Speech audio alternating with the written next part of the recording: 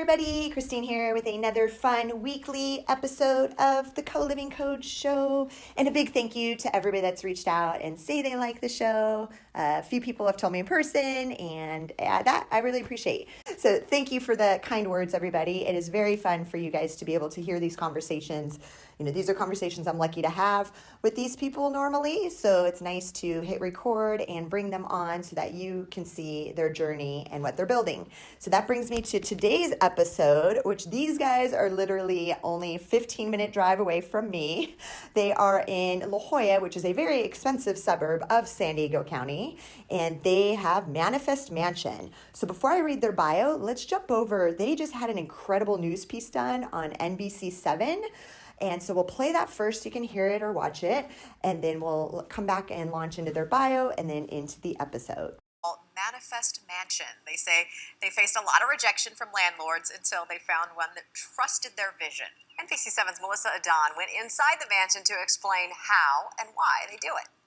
5 minutes from the beach is this La Jolla home worth $1.7 million. 5-bedroom, 5-bath, 3,200 square foot house. Inside lives a group of 5 millennials made up of business owners, an author, video marketer, and a high-performance coach. We've been able to really manifest this amazing thing that we call Manifest Mansion. They're not just looking for roommates, but others devoted to their goals. I'm not interested in partying. What I want to do is be healthy. What I want to do is grow my business. What I want to do is make an impact on the world.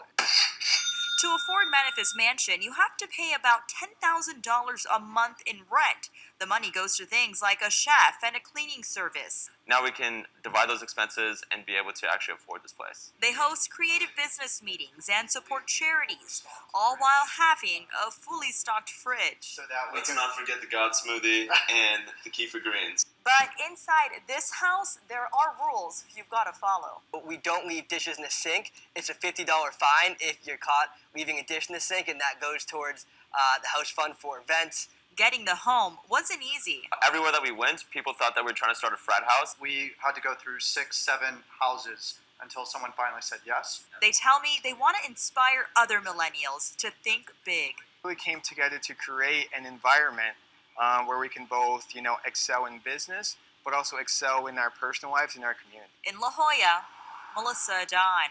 So pretty cool, right? So instead of, these guys having a party house and living in a frat house, they've manifested this incredible community that helps them elevate their goals and take their businesses to the next level. And that's so inspiring to see. Any of you guys can create something similar that's listening to the show that want to co-live. Their community is obviously self-ran, self-managed. They just all chipped in and built it together. So let me read their bio. Manifest Mansion is 5 entrepreneurs, all under the age of 27. They have core values to guide their decisions, how they hold each other accountable, and their daily actions. Notably, radical transparency, dependability, and elite standards. They hold weekly masterminds every Monday where they dive into upcoming events they're hosting, home improvements, and challenges in their businesses and personal lives. They make incremental improvements by learning from each other, both through feedback and through leading by example. They all have different primary skill sets, which allows them to add massive value to each other's businesses. It took them quite a bit of upfront work to find a 5-bedroom home in La Jolla that was a right fit and to get approved. They faced major obstacles because the landlords were concerned with their young age and the type of high-end home they wanted to rent. We have 2 of the 5 entrepreneurs on the show. One's Kyle and one is Kevin. They both own their own companies. They are great people. It was so much fun to just see how passionate they are about what they've built with the home. And so we will go ahead and bring them on. And this was a reminder that I need to get my own home on. So some of you guys have already seen on social media, we had a German television company come and film our home for 2 days. I will, of course, share that link. We will, of course, get it transcribed from German to English. But I still need to have my housemates on my own show, right? They're incredible guys. So the plan is I do want to interview each of them onto one episode. So I will be working on that in the next few weeks so that we can have our house on.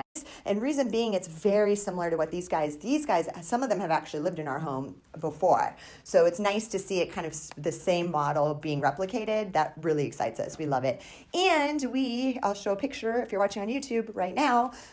Our home went to their home for an amazing dinner, and it was just really cool to bring both communities together and sit around a meal and kind of talk about what they're building. And so that was fun. That was a couple months ago. So let's just launch right into the episode with Kyle and Kevin with Manifest Mansion in La Jolla. Okay, welcome everybody to this week's episode of the Co-Living Code show, where I get to interview operators of co-living of homes around the world, different operators of larger buildings, actual developers, investors, lenders, anybody that has to do with the world of co-living. I've had them on the show. We've been running for over a year now, every single Wednesday like clockwork, Spotify, SoundCloud, YouTube, iTunes. So you can listen on your commute or during your lunch break.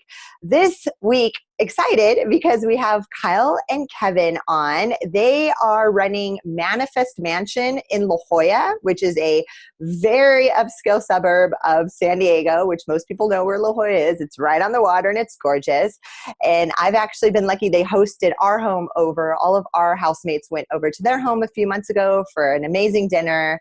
And they just got, so I showed before this episode started, I showed the news segment that they just got a few weeks ago. So that reminded me, I'm like, I need to get them on the show. So we have two of them on to talk about their concept in La Jolla. So welcome so much to the show, Kyle and Kevin. For having us. Of course. So Kyle, let's start with you. How did you guys launch the idea, and when did you guys launch? Pretty recently, right? How long ago did you guys launch the home? Yeah, we've been in the house for 7 months. And the way that this all came together is individually, we are all young. So when we first started the house, the oldest person was me. I was 25 at the time, and the youngest person was 20.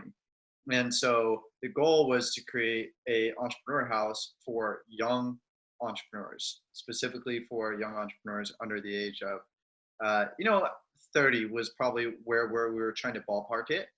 And collectively and individually, we all had the same idea of like, this entrepreneurial loneliness is like a real thing. And I'm making money and I'm doing what I love. However, like other parts of my life are suffering, and I have no accountability for that, and I have no community. And so we were all sort of being challenged in that way and felt called to create something like this. And I met Alexander, and he was like on the same wavelength. We have been chatting about it. And then he introduced me to Pedro, and I already knew this kid Landon, and Pedro knew Kevin. And so we're all sort of like connected somehow. And we didn't all know each other. And then we all got on a call and was just like, hey, do you guys want to do this? Are you committed to it? And we were like, yeah. And then it was time to go look for a house. And that's kind of how it started. Awesome. So Kevin, do you want to take over from there on how hard it was to convince a landlord to rent out their beautiful home in La Jolla to 20 to 25-year-olds? Yeah, so it was really challenging. I had been in real estate previously, so luckily I had a little bit of background to kind of know how to negotiate, but a lot of the landlords were afraid we're going to be like a frat house and just be throwing parties consistently, and we're going to be loud, playing music all the time. And we had to like handwrite letters and send them to the landlords and really talk them through the process. We were making offers above the asking price for the rent. We made an offer $500 above asking price for one of the rents, and they didn't even send our offer in, which isn't even legal, but they didn't even send our offer in because an older couple had made an offer on the same property, and they just thought we were going to be tough tenants. But we finally got this place locked up after looking at about 4 or 5 and writing handwritten letters and making offers. And our landlords like us now. We pay our rent a week early every month. So. Nice. And no noise complaints. Didn't you guys have a party on 4th of July though? Was it okay? You invited the neighbors? Did it work out? We did have a 4th of July party, but everything was good and no major issues. Yeah, and we've had a couple of events, with over 100 people at this house. It's very large, and there's a lot of room in the backyard, and there's a big like open living area. So we've had huge events, and it's been a non-issue. And I think it's just because of how we operate and also the space that we have too. Yeah, no, for sure.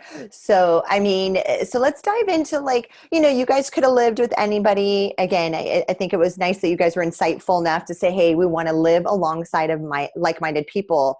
If you guys just lived with random 21-year-olds, what do you think, how different would your life be from where it is now? I would just never do that. I would rather be alone. Like straight up, I would rather be alone, and be isolated than live with quote unquote normal people, because it's just the law of association. You are who you hang out with. You even like if you notice within weeks of living with someone or spending that much time with someone, you'll pick up how they speak. You'll start talking like them. You'll start thinking like them. And there's this concept called entrainment, which is basically when you put a bunch of grandfather clocks in the room, that if they're all ticking at different paces, that whichever has the strongest tick, the rest of the clocks will entrain to that tick, right? So that concept is applicable with humans, and we will entrain to whomever it has that strongest tick. So the law of association is so powerful. And when it comes to your values and what you're trying to achieve and what you're trying to get after in the world, like there is no faster way to do that than by putting yourself in an environment with people who are going in the same direction. Very well said. That is great. I hope the listeners are hearing this because it is so true. And same with even how they eat, right? If there's a bunch of healthy food in the refrigerator, I cannot come home and like bring some junk food item and put it in the fridge of like super healthy food, right? So we all eat very similar, and I'm sure you guys the same. Do you guys have a chef, or do you guys do your own meal prep, or what kind of? We're working on hiring a chef right now. And yeah, one of our roommates actually just got an earful about his diet at our Monday Mastermind. And so he has since came to the grocery store with us and bought some different food. Oh, nice. Okay, so positive peer pressure. Okay, talk about the masterminds. Is your guys is it structured similar to ours? How long do you do them for? What do you guys talk about? Yeah, so every Monday we have a mastermind, and we kick it off with wins, which is great to get updated on each other's wins, personal and business wins. And then we kind of just dive through any events that we have coming up. We dive into anything we need to buy for the house, any action items to just make the house a better place, any changes. And then we wrap it up with a 10 seconds each of like, what's your biggest challenge, personal or professional? And then we just dive into the most important ones first, and we allocate time based on that. One thing we do that's really been powerful that we just started about a month and a half ago is every other week at the mastermind, we vote for the beast of the last 2 weeks, and then the rest of the house buys them dinner the next day. And so it's really powerful because it creates like some positive competition. And it's just awesome to celebrate someone who just stepped up in their business, stepped up for the house, stepped up for our events, and just like crush it the last 2 weeks. Oh my gosh. So all the Europeans listening to this, that was always their number one thing. They're like, Christine, you Americans are so competitive. So I know they're going to be, but again, it's in a healthy, good way. So like, I think it's fun, and I agree with you. That's really cool. Maybe we should try doing something similar to our home. Love hearing that. And you get, is it 5 guys or 6 guys? You got 5. So 5-bedroom house, 5 guys in the home. So what, like, do you guys have, like, what type of a commitment, what minimum commitment are you asking for people to move into your home? From a financial side, what we have is you need to be able to pay, between $1,200 to $1,600 a month in rent. Plus, you're going to have $100 a month in house fees. Then you're going to have utilities. Then you're going to have laundry. Then you're going to have chef. And am I missing anything?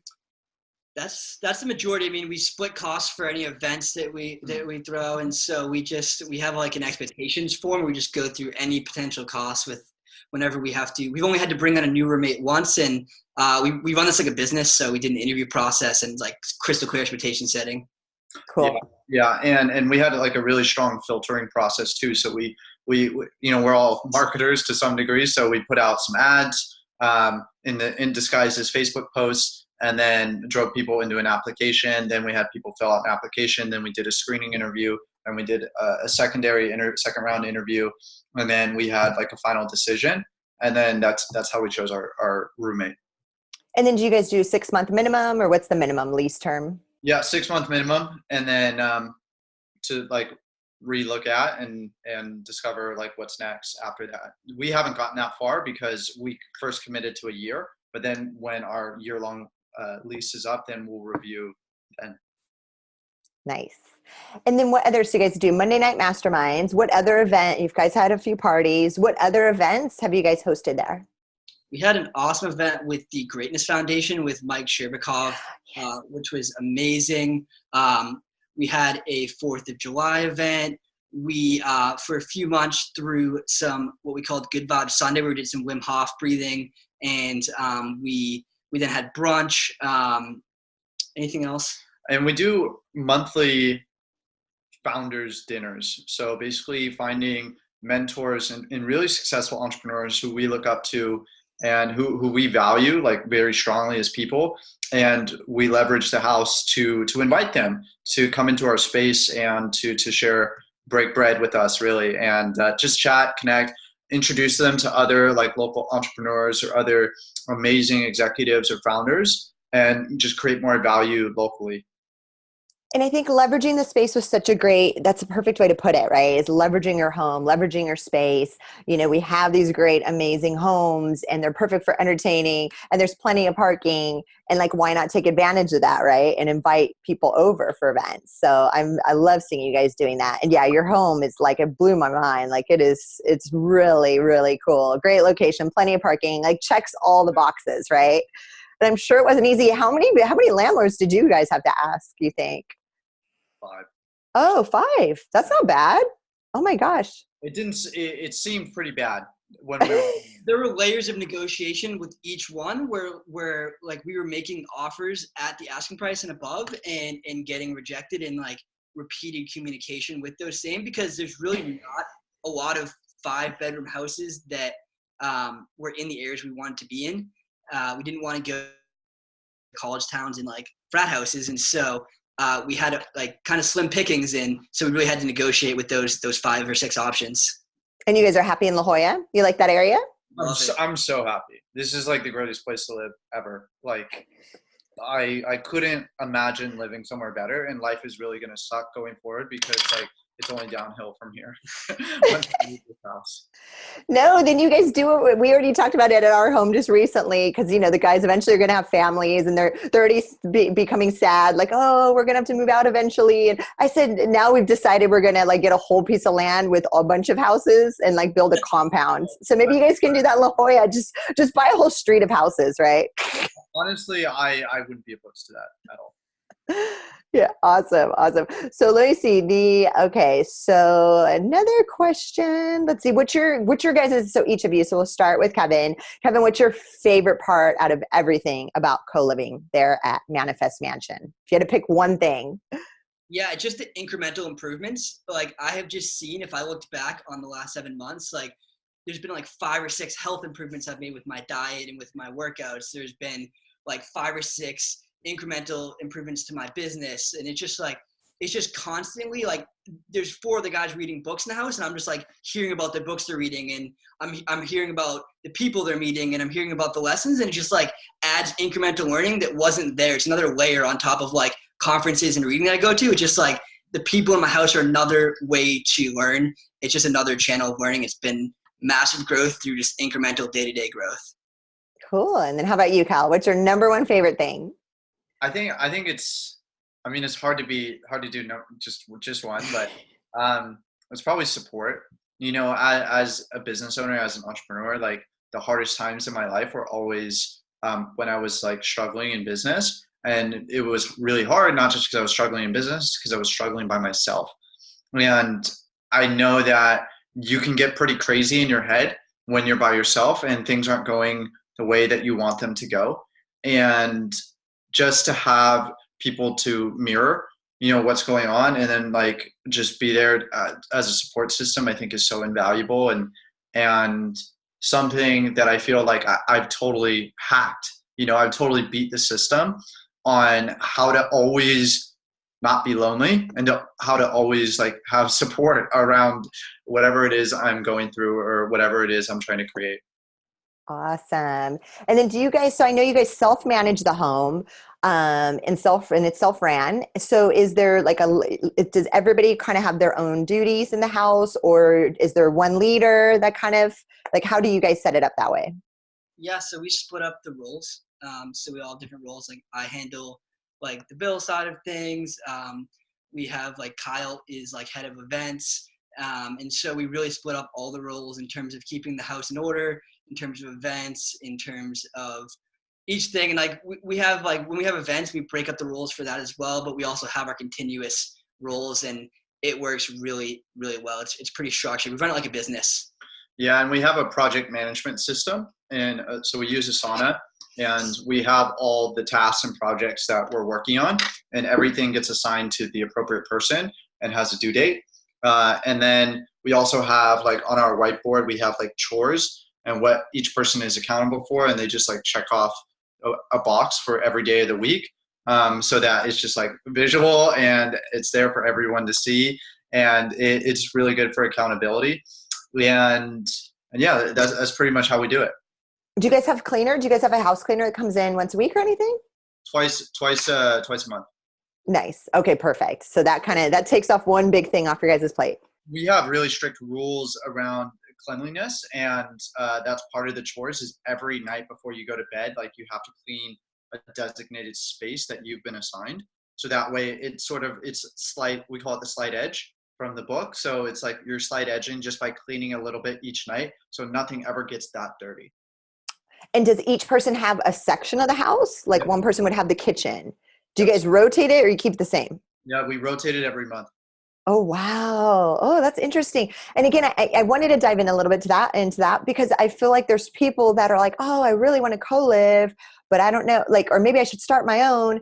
And it's like, or, you don't have to like start a company to start a co-living home. You just need to get like a group of people together, and you need to find a house together, and you need to like systematize it and just do it. It's not like any secret sauce, right? I mean, you guys, do you have any other tips or tricks if somebody's listening to this or watching and saying, hey, like I want to do the same thing?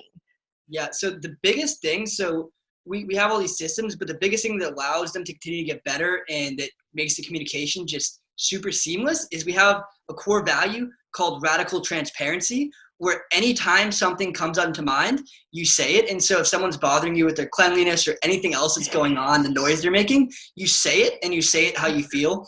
And that way we just resolve those issues as they come up. There's no resentment build up, and we're able to just go in and attack any issues and any disagreements immediately instead of letting them linger for months. I've seen other roommate situations where people are resentful because they've let something linger for 6 months.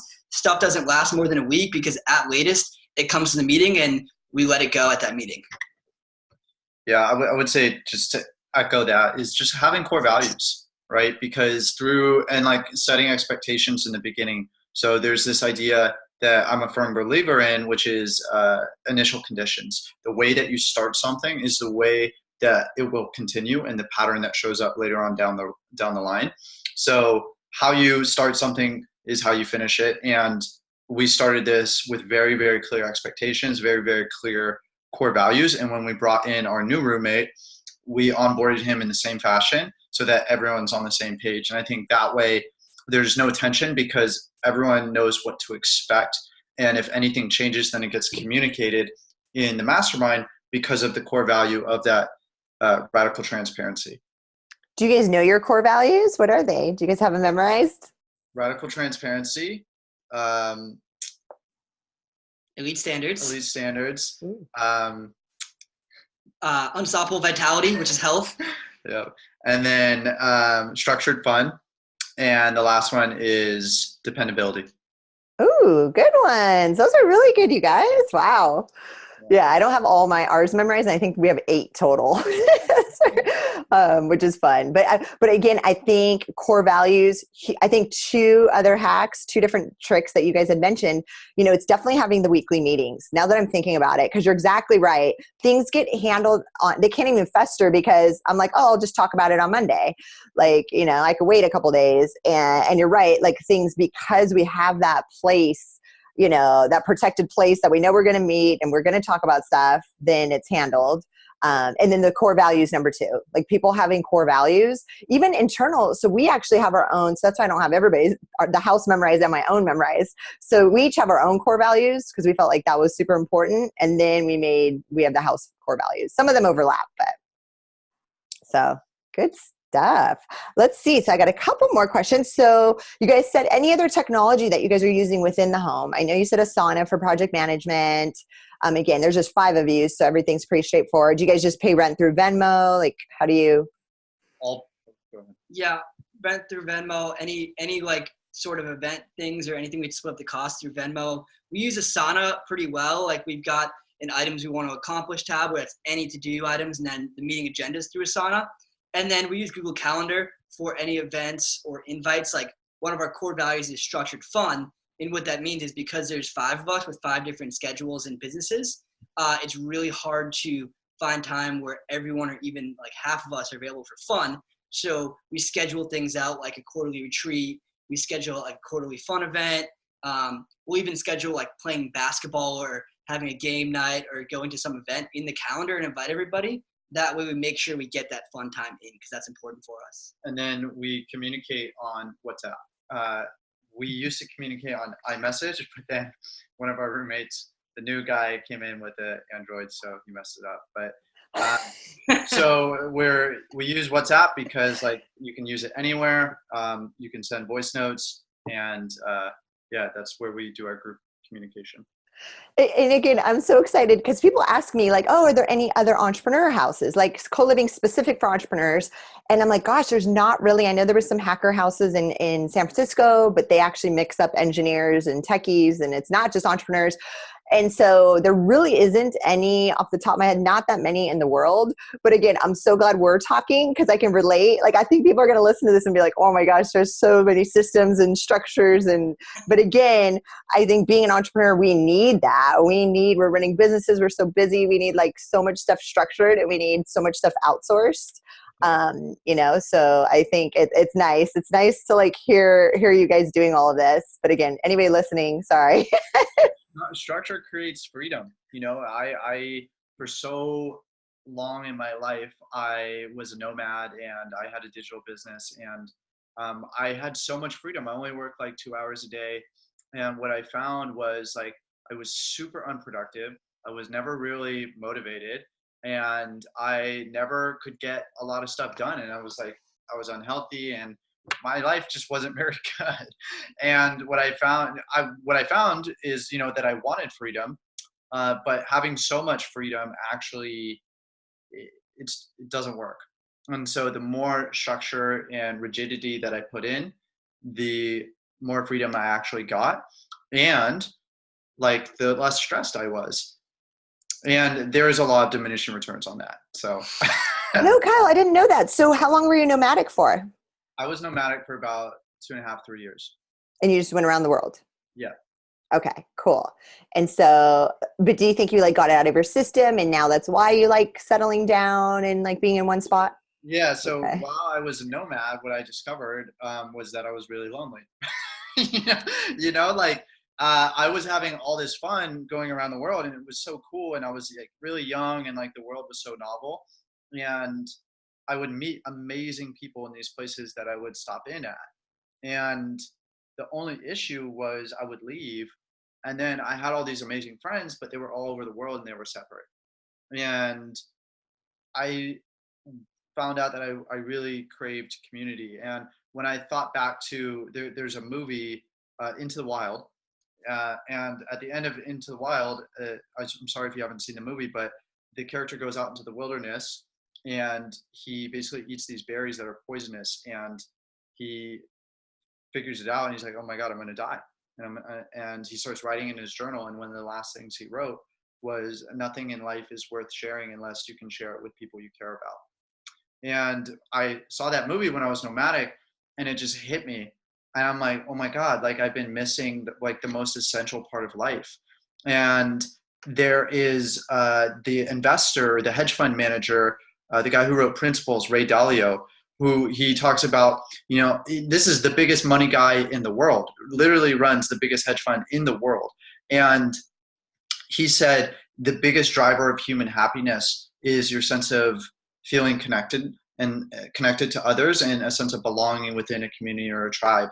And I never forgot that. And I thought about, if this guy who's like the money of all money, like he's probably saying that for a reason, and he probably knows something that I don't.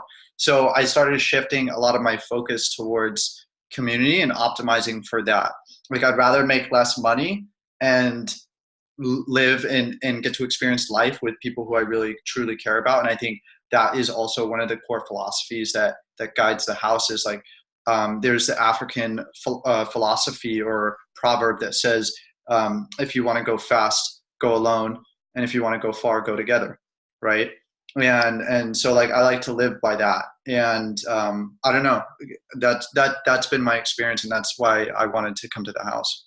Love that. And Kevin, anything to add to that as far as community, tribe? Yeah, I mean, it is just like really exceeding my expectations. I had high expectations coming in.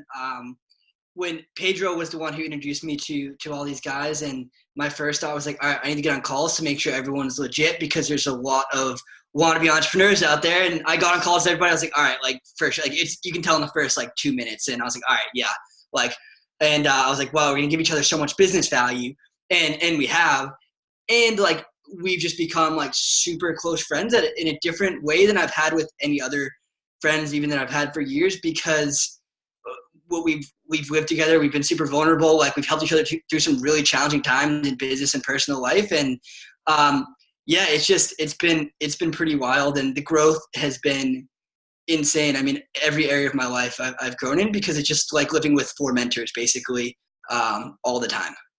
I mean, Kyle's dropping some Ray Dalio quotes here. Like, that's awesome. I love it. No, and I just recently was talking to somebody, and I don't think I've ever talked about this on the show, but the opposite of addiction is not sobriety. It's actually human connection. So that's the disconnect that people don't understand, is people get addicted to the wrong things because they lack human connection. And like everybody, and maybe you guys have heard this story, everybody's heard the story about like, don't use, like the rat in the cage, and there was the water, and then there's the water with the cocaine, and the rat just keeps going back and kills itself, right? You guys have all heard that story. And have you guys heard there was a follow-up study done that nobody talks about, unfortunately. I don't know why, but it was called Rat Park. So they said, let's run that same experiment, but this time let's put a bunch of like guy and girl rats, and let's put toys in there and cheese and like all this fun stuff that they can do. They can play, they can hang out, and let's still put the regular water, and let's still put the cocaine water, and literally no rat dies. They try the cocaine one, and they're like, and then they go back and play with the other rats. So again, that just shows like the importance of community. And I think people are just not, I think now it's starting to catch on. Like, you don't need to live alone and be miserable and be scrolling an Instagram feed by yourself. Like, right. Just, you can build community. Yeah. And just to tack onto that too, like, I don't know how true this is, so don't quote me on it, but like, I know the saying is out there of, being isolated is the health equivalent to like smoking like multiple packs of cigarettes every day.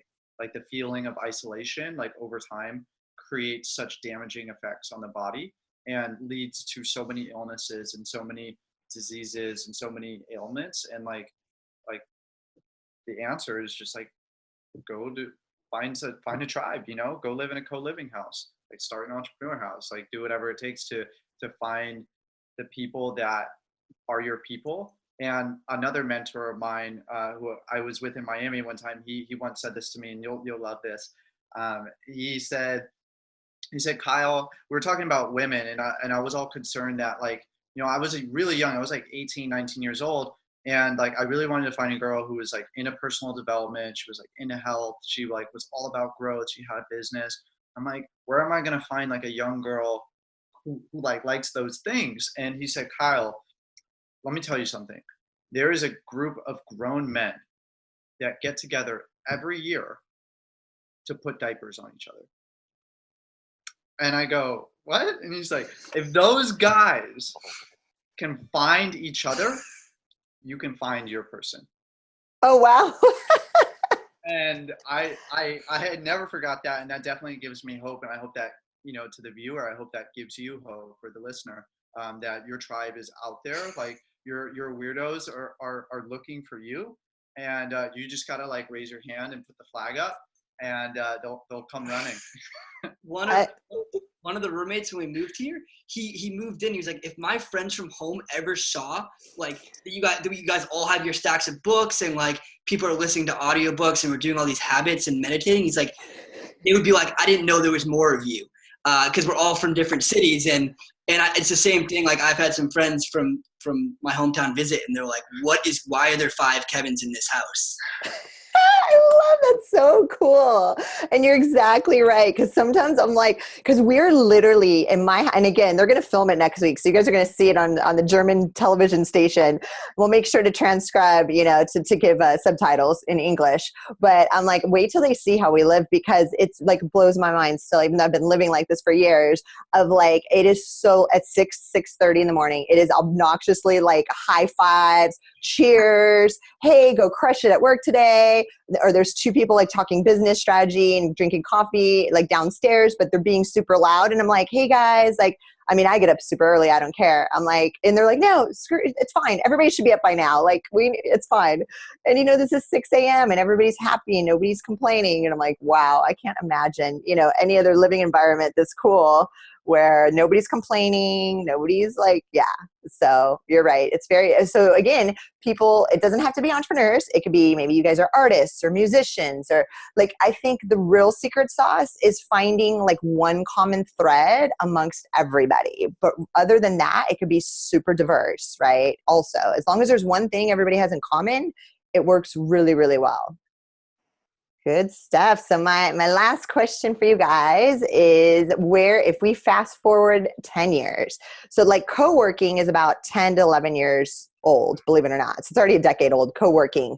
Where do you see co-living in the next 10 years? Yeah, I mean, I just think that these types of conversations they're going to be a marker in history for a new standard of living. I think as technology starts to consume more and more of our life and we become more and more isolated, more and more separate, like people are going to need community more than ever. And they're going to seek out these types of environments. And with people like you putting out content and sharing the message, and like what we're doing with getting our voice out there on the news and all these things, like people want this. And I think they're only going to want it more. And we're going to start seeing this be a standard of living. And then beyond just one house, it's going to be neighborhoods or communities, and it's just going to be people who share common values. And look, this already happens. If you look at like Utah and you have like the Mormons, right?